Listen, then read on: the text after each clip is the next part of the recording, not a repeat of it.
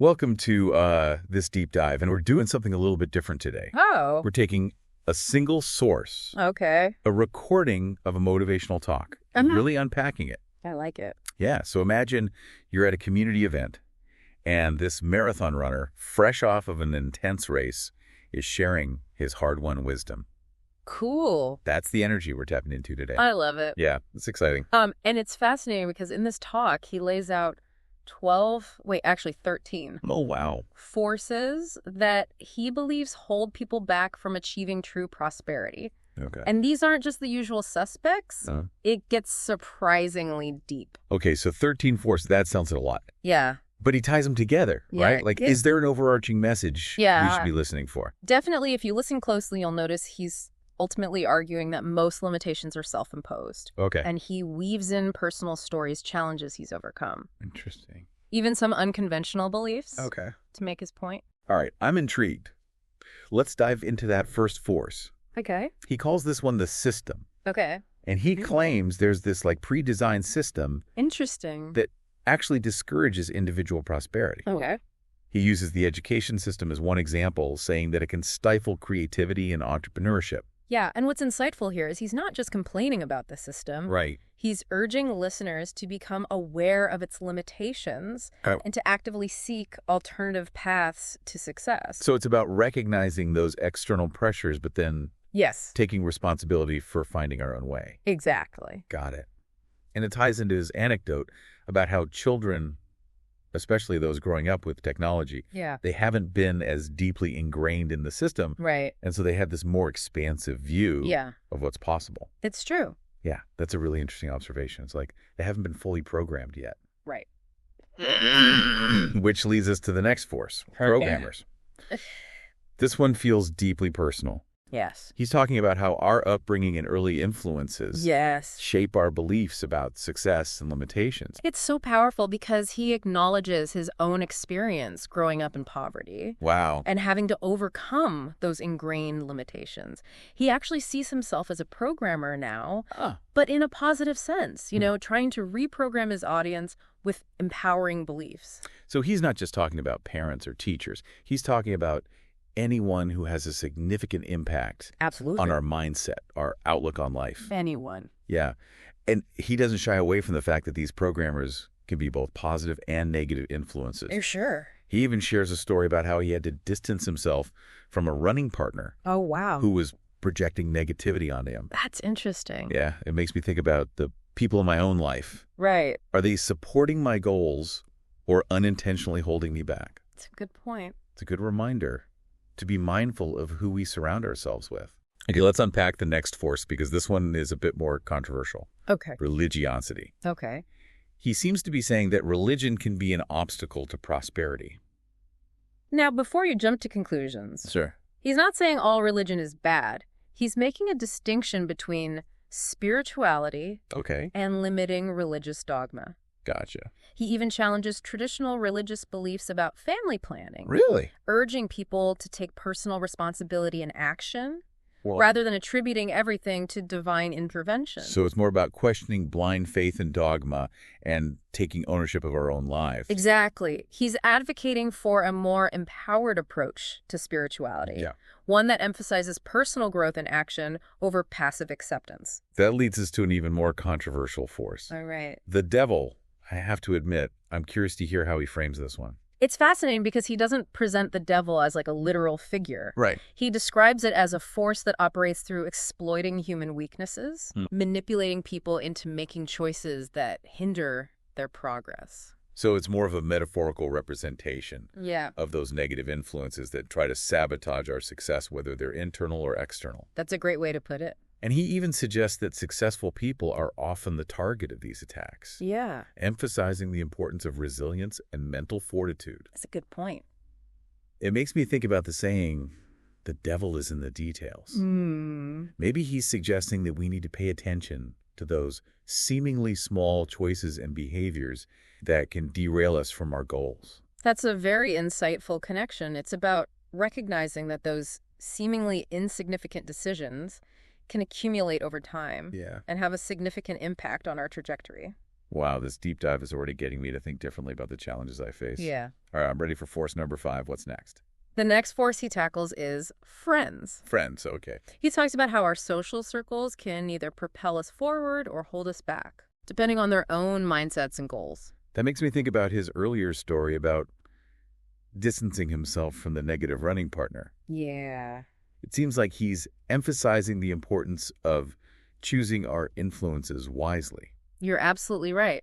He's not suggesting we abandon our friends if they're not on the same path as us. Right. But he is urging us to be mindful of the energy we allow into our lives. Okay. And to seek out relationships that support our growth and aspirations. This is definitely making me reevaluate some of my own relationships. Okay. What's the next force on his list? He calls this one beliefs. Beliefs. This is all about recognizing how our belief systems, even those based on limited information or past experiences, can shape our actions and outcomes. I can see how that ties into his earlier point about programmers. Yes. Our early experiences can create deeply ingrained beliefs that we might not even be aware of. Absolutely. He actually uses a powerful anecdote to illustrate this point. He tells a story about a man who refused to fly because of a friend's plane crash. Oh, wow. Even though statistically flying is incredibly safe. That's a powerful example.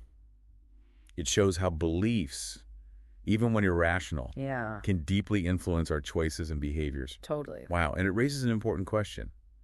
Are we letting our beliefs empower us or limit us? That is the question. It's a challenge to examine our own beliefs and consider if they're based on facts or simply assumptions that might be holding us back. I think that's a perfect place to pause for now. Okay. We've covered 6 forces already. That's a lot. And I'm sure you're starting to see how they all connect to this idea of taking ownership of our journey to prosperity. Absolutely. This deep dive is already prompting some serious self-reflection. Yeah. I can't wait to hear what other insights he has to share. That's going to be good. Okay, I'm ready to dive back into this motivational talk. All right. We've already explored some pretty powerful forces, from the system to programmers to the very thought-provoking concept of the devil. Yeah, and remember, it's not just about identifying these forces, but understanding how they operate and how we can overcome them. Exactly. So where do we go from here? What's the next force he tackles? He calls this one blocks, and it's a really insightful concept. Okay. He's talking about those deeply ingrained beliefs that act as roadblocks to progress. They often stem from past experiences or fears that we might not even be consciously aware of. It makes me think about those times when I've self-sabotaged or held myself back from pursuing something I really wanted. Right. Could that be a block at work? It very well could be. He suggests that these blanks often operate on a subconscious level. Wow. Which makes them even more challenging to address. So how do we even begin to identify and overcome these hidden obstacles? He's a big advocate for seeking mentorship or guidance from someone who can help us uncover these blocks and develop strategies to overcome them. That makes sense. He actually offers a workshop specifically designed to help people break through these self-imposed limitations. That makes a lot of sense.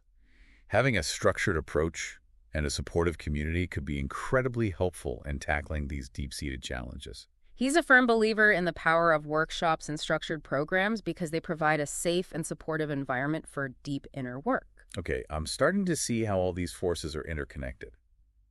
We have the system and our early programmers shaping our beliefs, which can then create these blocks that hold us back from achieving our full potential. Yeah. It's like peeling back the layers of an onion. That's a great analogy. And just like peeling an onion can bring tears to your eyes. Right. This process of self-discovery can be challenging and even a bit uncomfortable at times. I can see that. But he emphasizes that the rewards are well worth the effort. So what's the next layer of the onion? What force comes after blocks?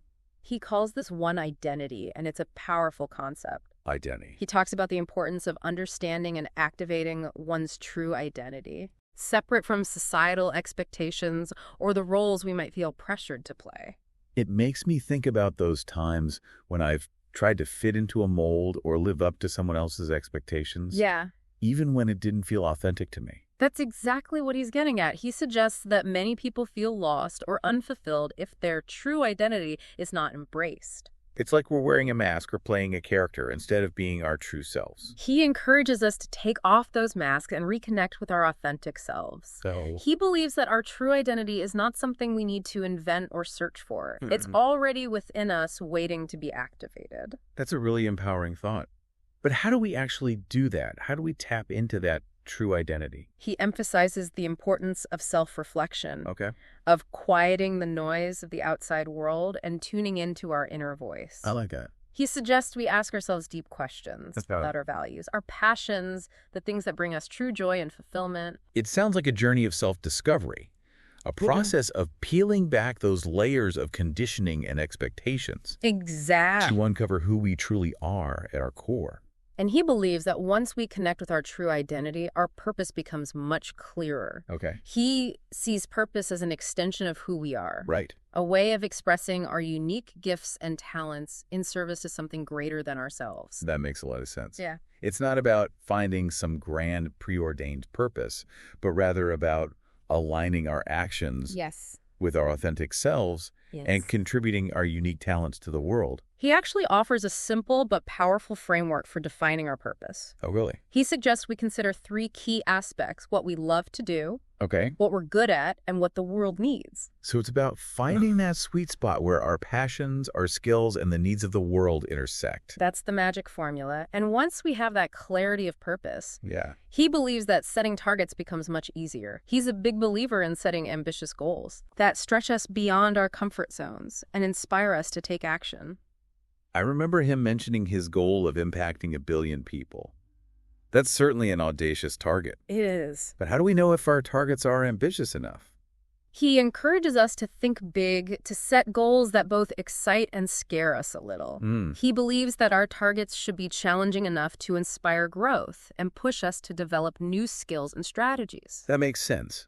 It's about setting goals that are both meaningful and motivating goals that light a fire under us and propel us forward. Exactly. And once we have those targets in place, the next step is to develop a plan for achieving them. Okay. That's where training comes in. Training. He emphasizes the importance of consistent effort of honing our skills and developing the knowledge and resources we need to succeed. It's about viewing personal growth as a continuous journey, a lifelong commitment to learning, adapting, and refining our approach. He actually uses a fascinating analogy to illustrate this point. Okay. He compares personal growth to training for a marathon. Just like a runner wouldn't expect to complete a marathon without consistent training, we can't expect to achieve our goals without putting in the necessary effort and dedication. That's such a powerful metaphor. It highlights the importance of discipline, perseverance, and a willingness to embrace the challenges along the way. He also emphasizes the importance of seeking guidance and support from mentors or coaches who can provide accountability and help us stay on track. So it's not about doing it all alone. It's about building a team of supporters who can help us navigate the inevitable obstacles and setbacks. Exactly. He's a firm believer in the power of community and the importance of surrounding ourselves with people who inspire and challenge us to grow. This deep dive is really starting to connect the dots for me. I'm seeing how all these forces intertwine and how each one builds upon the previous one. It's like we're building a foundation for lasting success. Yeah. Starting with self-awareness, moving towards purpose and action. And then equipping ourselves with the tools and support we need to achieve our goals. Okay, I'm eager to hear what other insights he has to share. What's the next force on his list? Well, this one might hit a little close to home for some listeners. Oh. He calls it living a mediocre life. Ooh, that sounds like a tough one to face. What exactly does he mean by that? Living a mediocre life. That's a pretty bold statement. It feels like he's challenging us to really examine our choices and aspirations. You hit the nail on the head. He's not sugarcoating anything. Right. He's urging listeners to consider if they're settling for a life that's less than they're capable of achieving. I can see how that ties into all the forces we've already discussed. Right. If we're not actively addressing the system, our programmers, and those internal blocks, we might be unconsciously choosing a path of mediocrity. Exactly. He's suggesting that mediocrity isn't always a result of external circumstances. It can be a choice we make often without even realizing it. So how do we break free from this trap of mediocrity? What's his advice? He uses his own life as an example, pointing to his multiple marathon medals as a symbol of his commitment to pushing beyond his limits. He's constantly challenging himself, striving for excellence in all areas of his life. It sounds like he's advocating for a mindset of continuous growth and improvement, never settling for good enough. That's a great way to put it. He's encouraging us to embrace challenges, to step outside our comfort zones, and to never stop striving for our full potential. This is making me think about my own goals and aspirations. Am I setting the bar high enough? Am I truly challenging myself to grow and evolve? Those are powerful questions to ask yourself. Yeah. He believes that we all have the capacity for greatness, but it requires a conscious choice to break free from mediocrity and pursue a life of purpose and fulfillment. Okay, so we've covered 12 forces so far, each one offering unique insights into the obstacles that can hinder our journey to prosperity. But you mentioned there's a 13th force, a secret force. What is it? He calls this one not taking action. Yeah. And in a way, it's the most important force of all. I can see why it doesn't matter how much we understand these other forces if we're not willing to actually do something about them. Exactly. He's emphasizing that knowledge without action is meaningless.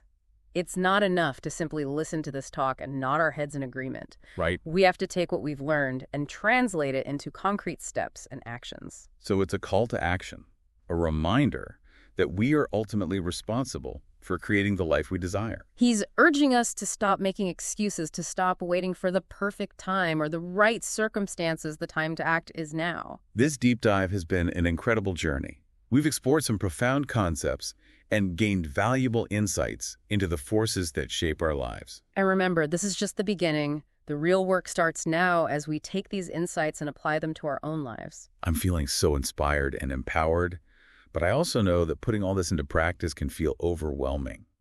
Where do we even start? He suggests we start by identifying the one force that resonates with us the most, the one that feels like the biggest obstacle holding us back. Then we can ask ourselves, what's one small step I can take today to address this force? That's a great starting point.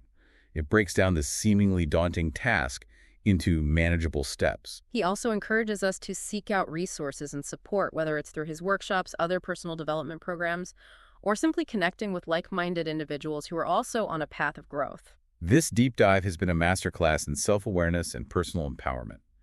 I'm walking away with a renewed sense of purpose and a clear understanding of the steps I need to take to create a life of prosperity and fulfillment. And remember, the journey to prosperity is a marathon, not a sprint.